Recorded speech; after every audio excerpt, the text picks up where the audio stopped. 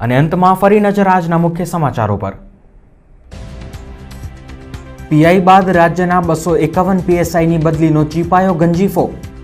પૂર્વ કચ્છના 3 અને પશ્ચિમ કચ્છના 9 પીએસઆઈની પણ બદલી।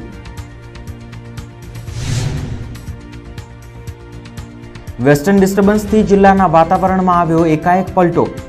વાદળો છવાયા, આંશિક ઠંડી વધવાની આશંકા।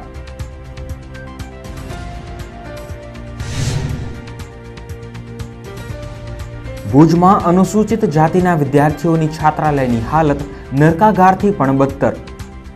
કચ્છ ઉદયનો ખાસ રિપોર્ટ। ધાણેટીના 4 મંદિરો બાદ ભચાઉના ચોપડવાના રામદેવ પીરના મંદિરમાં ત્રાટક્યા તસ્કરો। દાનપેટીમાં રહેલી 5,000ની રોકડની ચોરી। આદિપુરમાં રહેણાંક મકાનમાંથી 49,000ની ચોરી। નેરાપરમાં વાઘજીભાઈ પટેલને શ્રદ્ધાંજલિ।